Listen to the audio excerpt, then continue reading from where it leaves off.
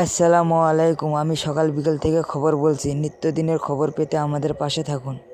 বিএনপির ভারপ্রাপ্ত চেয়ারম্যান তারেক রহমান স্বদেশ প্রত্যাবর্তন উপলক্ষে দেশের গণমাধ্যমের শীর্ষস্থানীয় সাংবাদিক ও কর্তা ব্যক্তিদের সাথে মত বিনিময় এই আয়োজন করে।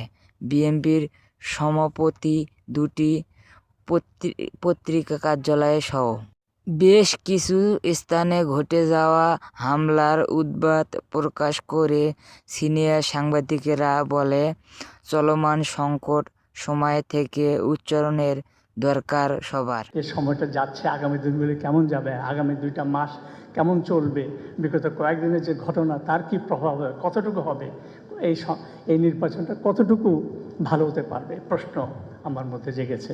আমরা সবাই নিরাপদ থাকতে চাই, লিখতে চাই, আমাদের কথা বলতে দিন। আপনারা যদি এটা নিশ্চিত করেন সাধুবাদ জানাবো, আর না হলে আবারও হয়তোবা আমরা আপনাদের সমালোচনা করব। নিরপেক্ষ সাংবাদিকতায় বিএনপি সহযোগিতা প্রত্যাশা করে সাংবাদিক হয়ে যাওয়া মানেই ফ্রি লাইসেন্স পেয়ে যাওয়া, সরকারের সমালোচনা করা, ইউনূস সাহেবের সমালোচনা করা, এটা কিন্তু নয়। সরকারও ভুল করতে পারে, সাংবাদিকও ভুল করতে পারে, কিন্তু তার চেয়ে বড় কথা হচ্ছে এই ভুলটা স্বীকার করার সৎসাহস থাকতে হবে। আমাদের এই 53 বছরের রাজনীতিতে বড় বড় অভিজ্ঞতা হলো যে কোনো সরকার কোনো দিন তারা ক্রিটিক্যাল জার্নালিজম অ্যাকসেপ্ট করে নাই।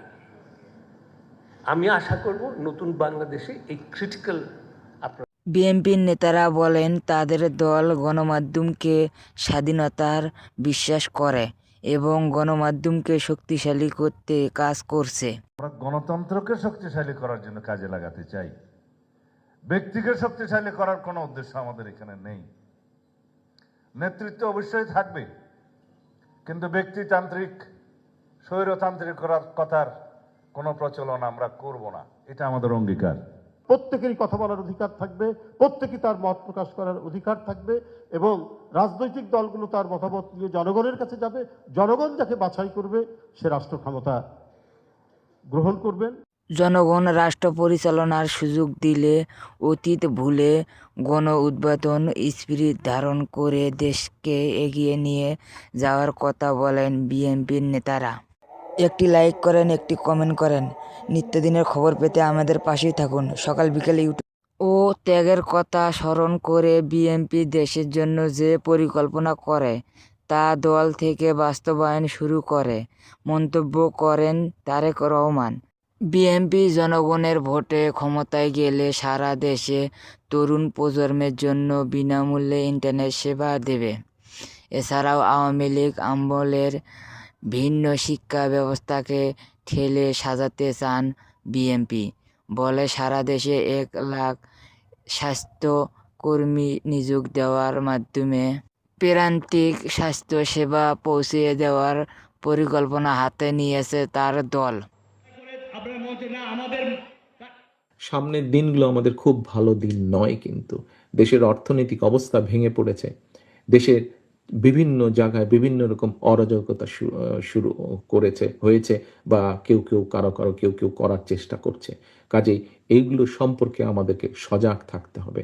এই যে শহীদ ওসমান হাদি যে শহীদ হয়েছেন, যে মানুষটি শহীদ হয়েছেন, এই মানুষটিও কিন্তু গণতন্ত্রের পথেই ছিলেন। এই মানুষটিও কিন্তু আগামী নির্বাচনের একজন প্রার্থী ছিলেন। এটির মাধ্যমে প্রমাণিত হয় যে শহীদ ওসমান হাদি নিজেও গণতন্ত্রে বা ভোটের রাজনীতিতে বিশ্বাস করতেন। একটি লাইক করেন, একটি কমেন্ট করেন। নিত্যদিনের খবর পেতে আমাদের পাশেই থাকুন। সকাল বিকেল ইউটিউব